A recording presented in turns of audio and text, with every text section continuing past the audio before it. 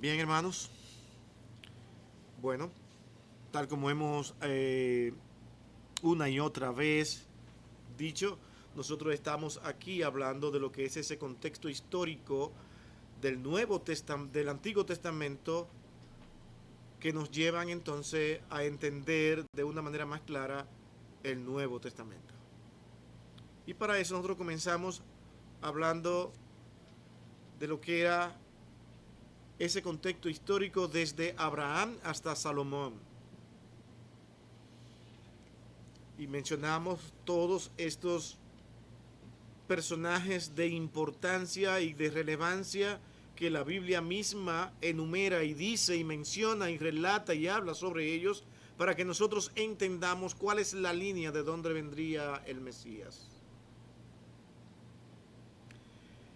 Después de hacer eso y dar el repaso también la semana pasada, nosotros hoy queremos entrar en ese encabezado número 2 que ahora habla de la división del reino en el norte y en el sur. Los reinos del norte y del sur, es bueno saber esto, que eran enemigos al principio, se separaron. 10 tribus de un solo lado y solamente 2 de un solo lado. Los que tenían más tribus tal vez se burlaban de los otros porque ellos tenían mucho más poder. Luego tuvieron un periodo de amistad por un tiempo, pero luego nuevamente entran en enemistad por segunda ocasión. Y vamos a hablar hoy de esos dos reinos que se dividen después de quién, de cuál rey. Después de, ¿ustedes confirman eso? ¿Después de quién se hace la división? Sí, pero después de cuál rey viene la división. ¿Y cómo ocurre? Que eso es importante tratar de saberlo. Todo tiene que ver, como ustedes lo ven, debemos ver el transcurso de la historia y cómo eso se relaciona con nuestros tiempos y las cosas no serán diferentes cuando caminen de esa forma. Porque Dios está mirando todo. Roboam, prácticamente el que toma el reino, decide hacer lo que él quiera y lo que él le parezca. ¿Recuerdan eso?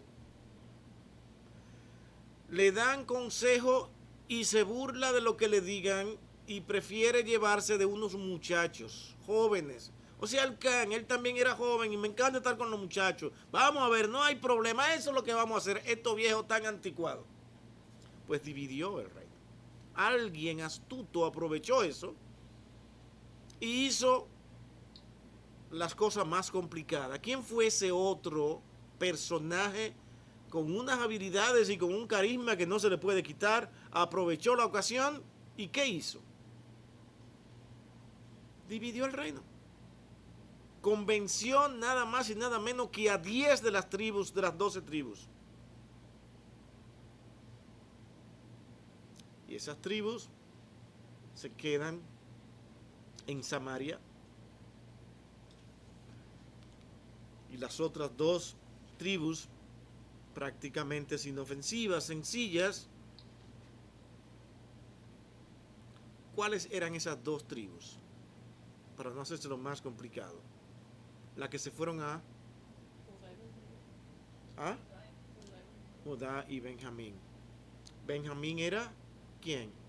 El más pequeño de los hijos de Jacob. Era prácticamente para que todo el mundo pudiera ver, bueno, eso está en un indicativo claro de que ellos no van a durar mucho. Nosotros somos 10 tribus. ¿Qué pasó realmente? El reino del norte, al cual se le llamaba prácticamente Israel, se le podía llamar, también por ser una de las tribus más importantes, se llamaban de las tribus de Efraín o las 10 tribus del norte. tenían como capital ahora Samaria. Y esto no fue un poco tiempo. Ustedes pueden pensar, bueno, pero duró tiempo. Leyéndolo, como yo le decía en estos días a Valentina, uno lee las historias y uno lo ve como que son periodos rápidos que pasan, porque según se lee ya eso pasó. Pero no, es que el reino del norte duró 245 años. Por ahí pasaron muchas cosas. Y en ese tiempo, el reino del norte, ninguno de sus reyes fue bueno. Ni ninguno se acercaron a Dios.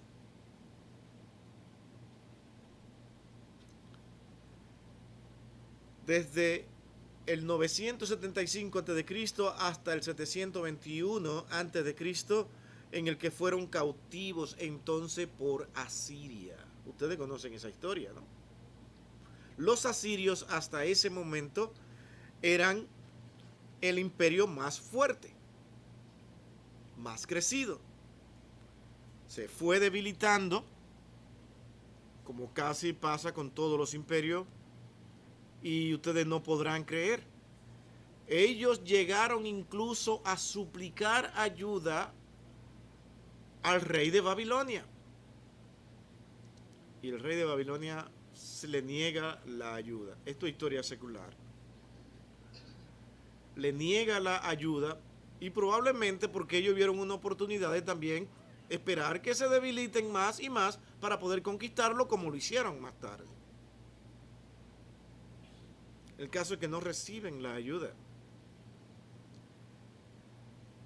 El reino del norte tuvo 19 reyes. Y noten esto. 9 dinastías diferentes.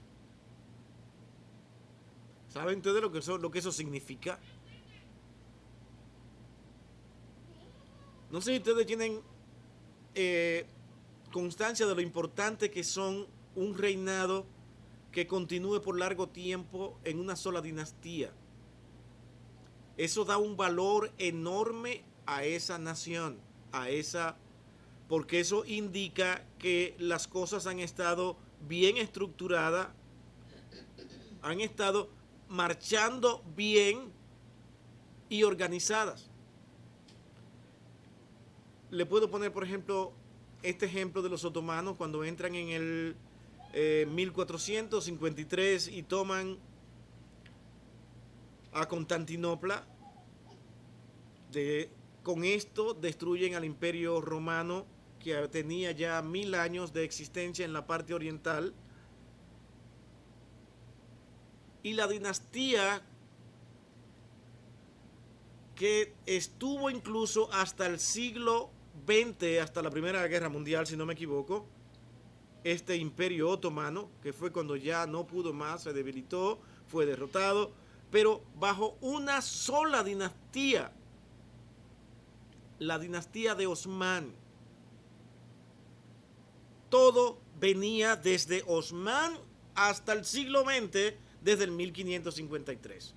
Eso hacía que las demás naciones respetaran a este imperio, porque indicaba orden, indicaba que no había división entre ellos, porque acuérdense que lo que da oportunidad a los demás reinos de atacarte es cuando ellos piensan que hay división entre ellos mismos.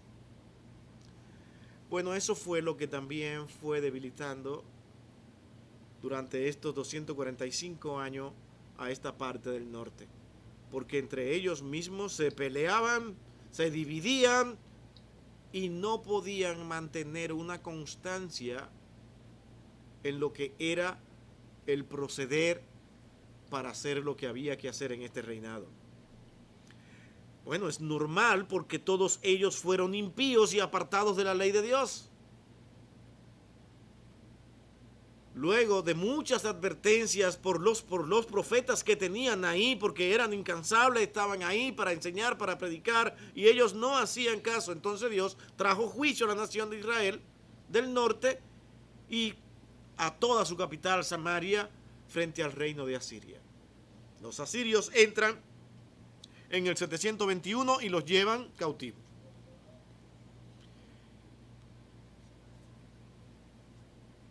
Y ellos tenían una particularidad, los asirios. Ellos cuando conquistaban a alguien, ellos inmediatamente ponían, no de ellos mismos, sino que traían gente de otro sitio y lo ponían ahí en ese lugar.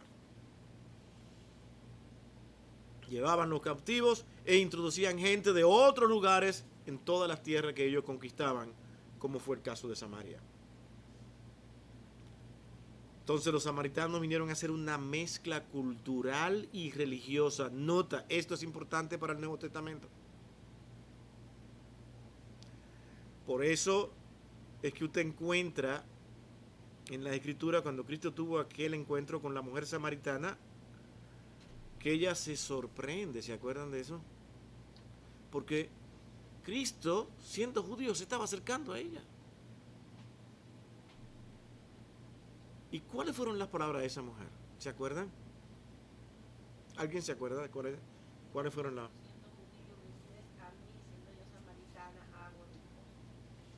Acuérdense que los judíos daban la vuelta larguísima para no pasar por Samaria, cuando era solamente un cruce. Ellos no vamos a cruzar por ahí. Porque ellos consideraban que eran realmente unas personas infectadas espiritualmente, dañadas y que no merecían ser visitadas por ellos. Y todo viene por este trasfondo. Vinieron a hacer una mezcla subcultural y religiosa, ¿sí? No se está grabando hoy, no. Sí. Lee el micrófono, no hay micrófono. Ah, bueno.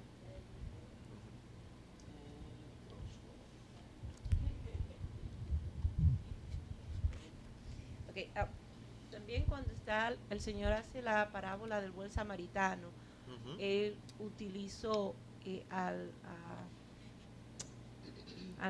un samaritano como aquel que tuvo compasión de aquel que cayó en manos de los ladrones, para enseñarle una lección principalmente a los líderes religiosos de esa época. Yo creo, sí, a los líderes básicamente, indicando que él no hacía diferencia entre uno y otro. Y recordemos que el problema de los judíos es que ellos siempre creyeron que ellos se merecían una distinción ante el mundo. Y los samaritanos, que venían prácticamente ligados entre ellos, no se merecían estar cerca porque ellos lo habían traicionado y se habían mezclado con lo bajo, con lo perverso del mundo. O sea, ellos están mandando un mensaje: yo soy mejor. Y es el Señor quien saca a los samaritanos y a los judíos de ese concepto. Ni tú ni el otro. Todos están en las mismas condiciones. Y esa es la realidad que hay que enseñar. No hay una élite de personas diferentes ante Dios. Todos necesitan ser salvados por el mismo proceso, el mismo medio y el mismo Cristo. Por eso es que es importante ver todo este trasfondo y cómo es que el Señor realmente enseña a los judíos creyentes del Nuevo Testamento a tener una actitud totalmente diferente, ya que Él mismo quiso ir y pasar por los samaritanos y predicar y presentarle la salvación a aquella señora. Un judío jamás lo haría, pero Cristo lo hizo, diciéndonos a nosotros: ese es el proceder. El evangelio o las buenas nuevas del evangelio no fue tan solo a la mujer del pozo, sino también a la ciudad, porque después que ella terminó la conversación con él, ella fue a la ciudad y le anunció: vengan a haber encontrado al Mesías, y toda la ciudad salió al encuentro de Jesús. Y la pregunta: ¿no sabía Cristo que eso iba a pasar? Todo estaba en sus planes, porque ese era el plan. Que sepan quién es el Cristo y que había que romper con esa división. Bueno, pues esta división viene de aquí. Los asirios meten todo tipo de personas allí, junto con los samaritanos.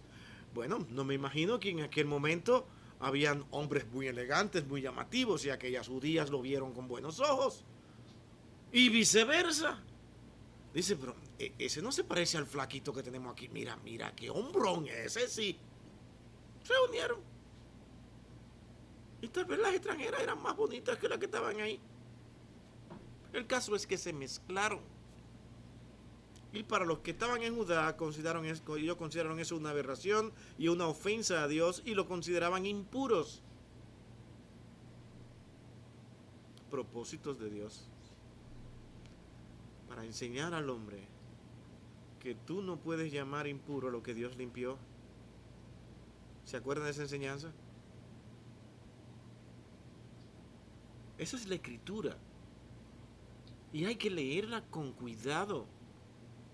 Dios nos ha estado enseñando por siglos, pero nosotros siempre nos vamos detrás de nuestros deseos, igual que el pueblo de Israel. Señor, consideren a nosotros que somos diferentes. Y miren las razones por las cuales ellos se consideraban diferentes. Veamos el reino del sur. Bueno, el reino del sur, llamado Judá, fue formado por dos tribus. Ya aquí lo han mencionado. La tribu de Judá y la de Benjamín. Y su capital era Jerusalén. Y ellos lo que se creía posiblemente que iban a tener menos éxito porque eran unas dos tribus insignificantes ahí. Duraron, en vez de 245 años, duraron en pie 385 años. Eso se dice poco, ahora empieza a contarlo. ¿Cuántas no son las personas que llegan? ¿Cuántas no son las generaciones que pasan en esos 387 años? Es decir, vinieron a ser conquistados 133 años más tarde. Después que cae el reino del norte. Ahora, en vez de 19, ellos tuvieron, y esta es la gran diferencia de lo que lo hablamos en un momento,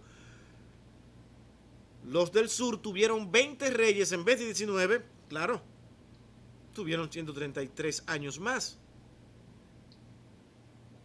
Y fueron de una sola dinastía y todos eran descendientes de David. Y aquí viene la pregunta. ¿Qué significa esto para ustedes? Vamos a ver si ustedes están estudiando la escritura. Bueno, primeramente, cuando después que David pecó y el Señor lo castigó y todo lo demás, que Dios dijo a él que a pesar del castigo y todo lo demás, nunca iba a faltar un rey de su casa en el reino de Israel. Okay. Y así fue hasta la venida del Señor Jesucristo. O sea, de ahí viene el linaje del Señor Jesucristo, de la casa de David. ¿Alguien más aquí? Vamos, eso también es cierto, pero hay más que se puede decir ahí. Sí. Antes del pecado de David, cuando el Señor escogió a David como rey, él le había hecho la promesa de que de su familia vendría, se levantaría un rey que no tendría fin. Y estaba hablando del Señor Jesucristo. Punto básico, es histórico, es real, se mantuvo, Dios hizo la promesa y cuando todo parecía desaparecer, ocurre. Bueno, vamos a decir que hasta ese momento ellos tenían fe. Decían, nosotros somos de la dinastía de David, la hemos mantenido, lloramos, sufrimos por lo que están en Samaria, por la mezcla, ahora son abominables, ahora son impuros, pero nosotros estamos aquí, que hemos permanecido puros y la promesa es real. Y Dios, que sabe cómo hacer las cosas para que el hombre entienda que Él es Dios por encima de todo lo que ocurre, Dios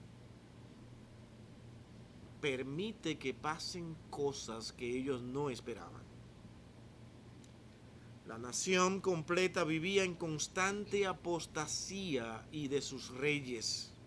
Solo unos pocos fueron honestos. ¿Ustedes sabían eso? a pesar de que venían de la dinastía de David. Era lo que a ellos le enaltecía, le hacía sentirse confiado.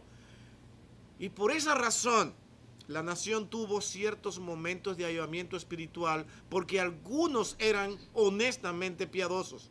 Entre ellos, uno de los más grandes, ¿quiénes se recuerdan? Podemos mencionar algunos. Aunque a usted le parezca extraño, y con todo lo que hubo, yo mencionaría también a Ezequías, dentro de ellos. ¿A quién más? Yo sé que ya todo el mundo va a mencionar a alguien, a uno de esos reyes, los que han estudiado, que realmente sí fueron importantes. Destacados como piadosos dentro de esos reyes de Judá, ya yo mencioné uno de los buenos. Yo sé que usted no se iba a quedar Josías. Sí, es que para Josías prácticamente para mí fue el mejor de todos. Pero Ezequías tiene una particularidad increíble. Él entra y ¿cuáles fueron las cosas que él hizo antes de ver las malas? ¿Qué hizo él de bueno? Entra al reinado y encuentra a Israel ¿en qué situación? Idolatría, en apostasía plena. Tuvo que sacar imágenes del templo, limpió el templo, lo purificó y hubo un avivamiento. Fue Ezequías el que convocó una asamblea para todos los sacerdotes de los dioses ajenos en el templo de ellos y los mató a todos, como 400, no recuerdo más. No, bueno, la historia es un poquito diferente. Mira el micrófono allá, sí. Sí, la está confundiendo un poco ahí. Sí, porque lo que pasó con él sí murieron, pero hay otra razón por la que pasó ahí. Murieron, creo que fueron 185,000, pero de otra manera. Pero ¿de qué manera? ¿Qué fue lo que pasa? Bueno, Asiria estaba detrás ahora del reino de Judá. Sennacherib, que era el rey de Asiria, rodea las murallas de Jerusalén. Y es cuando Dios le dice a Ezequías que, y esto tiene ciertos conflictos con la historia secular, lo que voy a decir, pero yo creo lo que dice la Biblia y no han podido contradecir esto.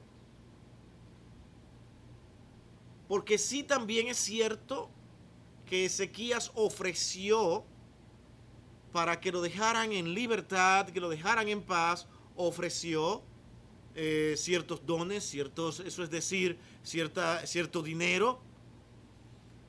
Pero aún así, en lo que se ve, parece que Sennacherib no solamente quería eso, quería la ciudad. Y es en la desesperación de Ezequías que él clama al Señor. Y los profetas son lo que le dicen. Dice, no te preocupes, el Señor ha dicho que mañana él tendrá que irse nuevamente a Siria. Y es en cuando se acuestan a dormir rodeando la ciudad, amanecen 185,000 muertos de los asirios. Tuvo que irse, quedan nuevamente libres. Pero ¿cuál fue el problema de Ezequías? Quise mencionarlo por lo interesante de la historia de él. En uno de esos, de ese amor con los babilonios, creo que llegan alguien a Babilonia, de los mensajeros de allá, y él comete un error. ¿Se acuerdan cuál fue el error de Ezequías? ¿Cuál? Oh, sí, estaba entusiasmado, él, excited. Uy, de Babilonia, somos amigos, tremendo, vengan, vean todo. Cuando le dicen eso a Isaías, ¿qué es lo que tú has hecho? ¿Sabes lo que significa eso? ¿Qué hice? Yo solamente fui amable. ¿Cuál fue el castigo que le esperaba?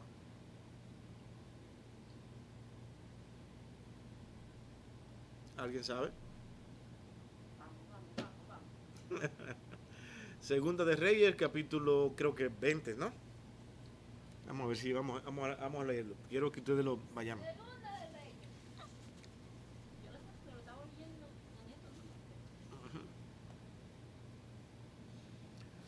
No tenemos prisa, ¿verdad que no? Todas estas cosas son sumamente importantes para que nosotros entendamos de dónde venimos, qué es lo que nos sucede al estudiar el Nuevo Testamento.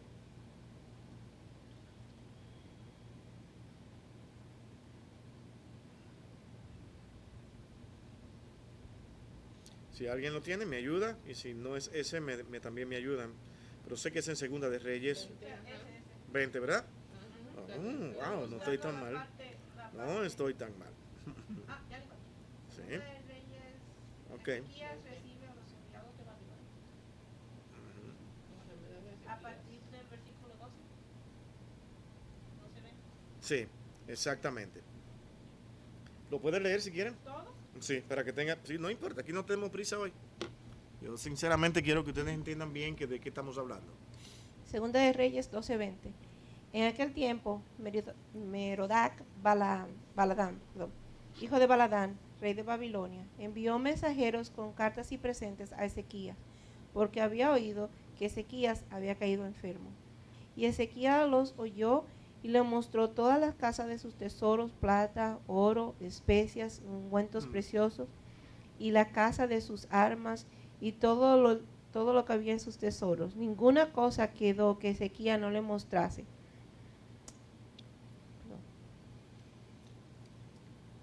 No le mostrase. Así Sí. que en su casa como en todos sus dominios. Entonces el profeta Isaías vino al rey Ahí es que Ezequías está. y le dijo: ¿qué dijeron aquellos varones? ¿De dónde vinieron a ti? Y Ezequías les respondió: de lejanas tierras han venido, de Babilonia. Y él volvió a decir: ¿qué vieron en tu casa? Y Ezequías respondió: vieron todo lo que había en mi casa, nada quedó en mis tesoros que no le mostrase. Entonces Isaías dijo a Ezequías: oye palabra de Jehová. Ahí está. He aquí vienen días en que todo lo que está en tu casa y todo lo que tus padres han atesorado hasta hoy será llevado a Babilonia Hasta ahí. sin quedar nada, Hasta dijo ahí. Jehová. ¿Por qué quise que nosotros leyéramos eso y no decirlo?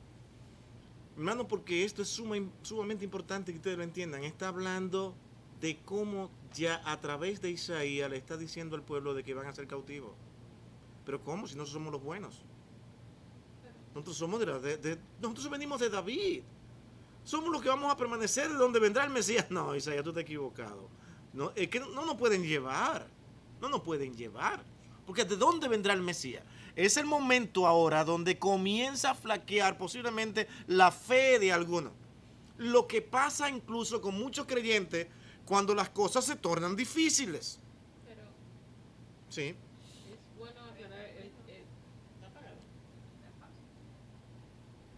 es bueno aclarar el contexto de ese pasaje, porque anterior a esos versículos es Él cuando estaba enfermo. él estaba enfermo. Ajá. Y ora al Señor con lágrimas y se arrepiente, Ese es otro acontecimiento. y Sí. le dice al Señor que se acuerde de lo que él ha hecho y bla bla bla, y el Señor le dice: te voy a Bla, bla, bla. No digas bla, bla, bla a la escritura. No, o sea, él le está diciendo al Señor, convenciéndolo de que, bueno, acuérdate de las cosas que yo he hecho en beneficio del pueblo de Israel o lo que sea.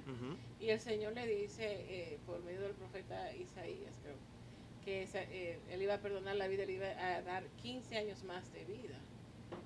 Sí. Entonces, cuando él tiene la primera oportunidad de mostrar quizás al rey de Babilonia y hablarle del Señor y de su misericordia, lo que le muestra son los tesoros. Sí, arrogancia. Exactamente. Porque fue la arrogancia de él, por lo que Dios mismo lo castiga. Pero juntamente con él castiga al pueblo entero. ¿Pero por qué castiga al pueblo entero? Porque ese era el comportamiento normal de todo el pueblo de Israel, a pesar de todo. Pretender ser los mejores. ¿Entienden el punto? Y Dios tiene que enseñar al pueblo en todos los tiempos de que ellos no forman parte de un núcleo especial, maravilloso, donde Dios muestra más misericordia con ellos que con nadie. No, ellos tenían también que atravesar el mismo plan que Dios había trazado para llegar a obtener lo que era la Canaán celestial. Ahora ellos habían logrado alcanzar la Canaán terrenal. no habían sabido vivir en ella, no habían podido sustentarla porque fueron desobedientes a Dios, y Dios ahora le está diciendo, irán a Babilonia como cautivos. Pongámonos nosotros como que somos los de Judá ahora. ¿Esas profecías de Isaías podían ser aceptadas tan fácilmente? Era como mantener una esperanza de que no va a pasar, no va a pasar. Él pudo haberse equivocado porque no puede ser, y en comenzar a calcular, todo indica por las profecías que el Mesías viene de esta línea. Y aquí viene la otra pregunta. ¿Interrumpió eso el proceso, el que fueran cautivos? ¿Verdad que no? Pero ¿cómo pasó eso? Bueno, vamos a seguir analizando un poquito más. Bueno, para el año 610 a.C., luego de la muerte del buen rey Josías, porque para mí fue uno de los mejores, a pesar del error que tuvo al final, cuando quiso incluso proteger a aquel reino. Luego ese mismo reino es quien queda controlándolo. Bueno, el faraón Necao tomó control de Judá entonces y nombró como rey a uno de los hijos de Josías. Después que muere Josías, el faraón de Egipto, pero lo nombró porque este era uno de los que no le hacía oposición. Cada quien busca siempre su ventaja. Este es el que me gusta. A Eliakim, a quien él cambió el nombre por el nombre de Joacim, que es así como lo registra incluso la Biblia, el rey Joacim de Judá después de Josías. Pero en lugar de Josías combatir la corrupción espiritual del pueblo, en su lugar la maldad aumentó. Los profetas vuelven y advierten que si no había arrepentimiento de la nación, el juicio de Dios vendría sobre ellos, pero ellos no escucharon. Yo a veces pienso que se creían intocables o qué. No escuchaban a los profetas.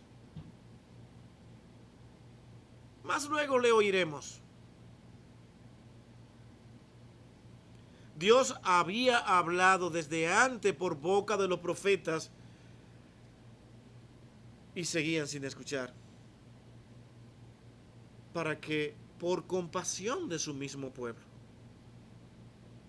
Y había hablado por boca de Jeremías, Miqueas, Abacub, Sofonías, y nada.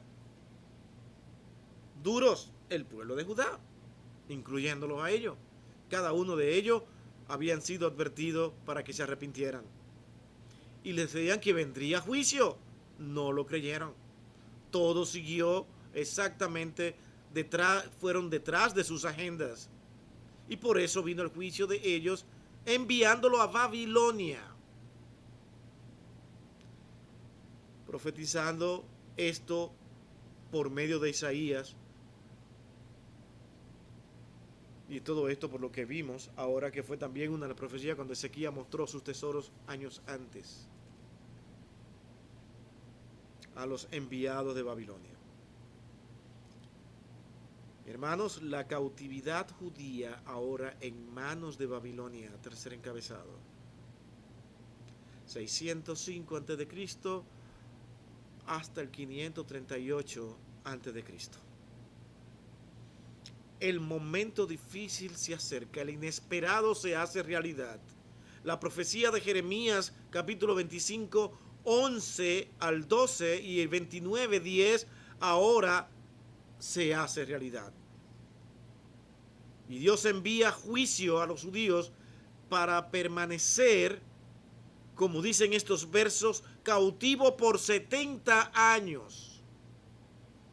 El mismo profeta Daniel, leyendo la profecía de Jeremías, había atestiguado de esto en el capítulo 9, versículo 2, dice, ya se cumplen los 90 años, los 70 años. Él estaba entendido de que esto iba a pasar. Y esto comienza a ocurrir cuando ahora los medos persas entran y controlan Babilonia.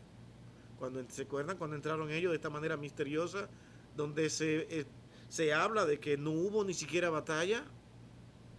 Ellos pudieron entrar con un trabajo arduo de desviar las aguas del río y poder cruzar caminando y poder de esta manera entrar a la ciudad. Y atraparon al rey muy en fiesta. Dice: hola, ¿cómo está? Bien, qué bueno, mira, ya no eres más rey. Ah, sí, no hay problema, aquí yo me voy a sentar, te puedes ir parando. Así termina. Entran los medos persas.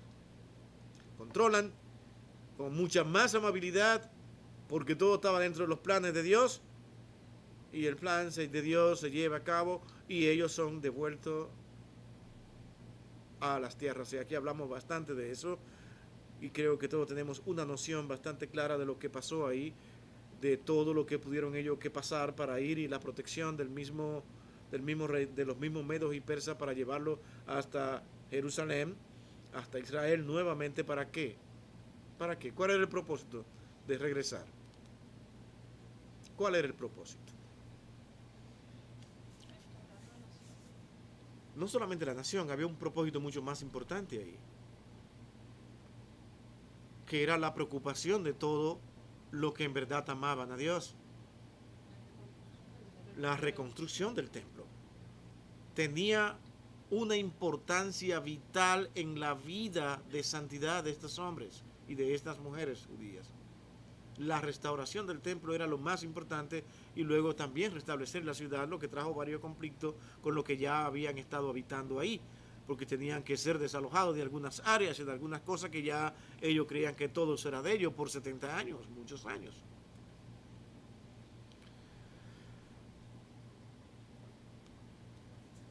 Se cumplen, y así Daniel estaba orando por el retorno de su pueblo del exilio de Babilonia, para retornar entonces a reconstruir el templo de Jerusalén. El tiempo exacto es lo que más se discute hoy, de dónde se cuentan estos años.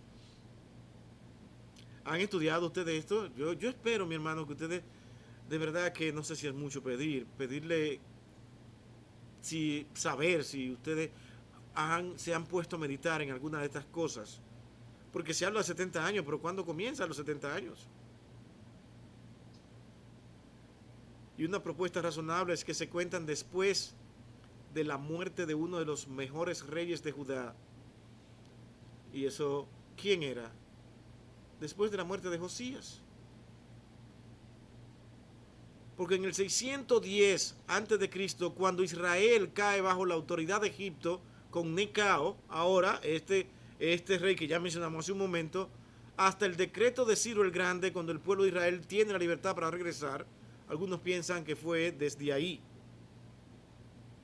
Unos comienzan a contar desde que Egipto toma control hasta que Ciro toma Babilonia. Ahora, otros lo cuentan desde la primera ocupación de Nabucodonosor. También se acuerdan cuántas, ¿cómo se puede decir? Sitiadas tuvo Nabucodonosor a Judá. ¿Cuántas? Tim dice 3. ¿Fueron 3? ¿1, 2 o cuántos fueron? No, yo imagino que si Tim dijo 3, sí, Tim dijo 3, son 3. Eso no hay que discutirlo, 3. Bueno, pues sí, tiene razón, Tim. 3.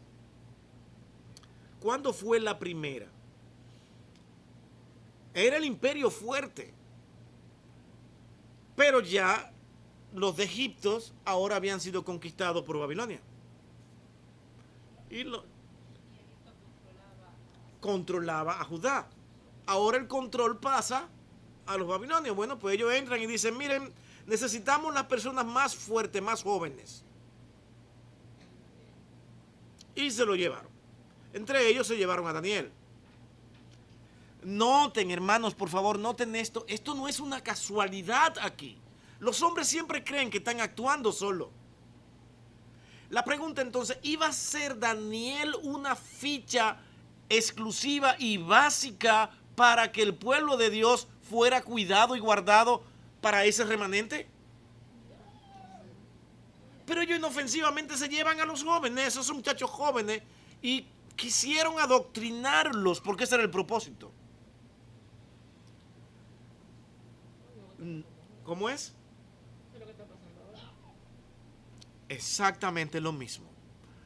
Pero ellos, fieles a Dios, hasta ser llevado incluso a un horno de fuego y Dios librarlo ahí, permanecieron fieles, caen en gracia del rey. Y Daniel termina en una posición altísima. ¿Para qué? ¿Se acuerdan lo que pasó también con José? ¿Eso es casualidad? Es que el hombre no sabe nada de lo que está pasando, jamás puede entender la mente de Dios. Y esto se escribe para que nosotros abramos los ojos y digamos, Señor, pero es que tú siempre has cuidado lo que tú has prometido. Y es por eso que nosotros decimos, Dios cuidará a su iglesia. Siempre habrá un remanente. Los hijos de Dios siempre estarán, aunque parezca que no hay nadie.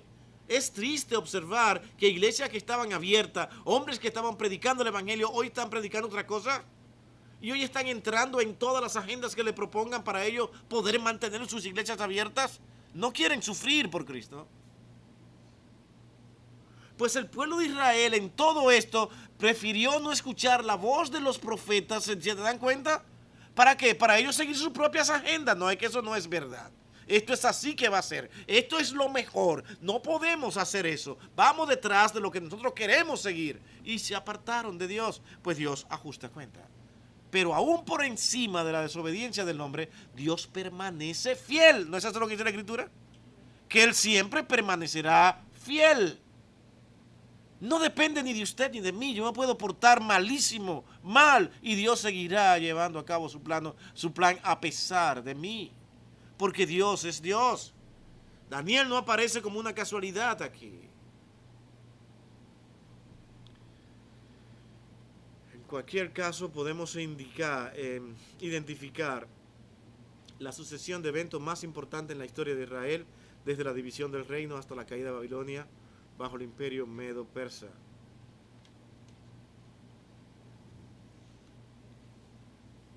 En cuanto a Judá, es importante señalar que mientras estuvo bajo el control tributario de Egipto, el pueblo judío permaneció habitando siempre en Jerusalén mientras mantuvieran el pago de impuestos a Faraón.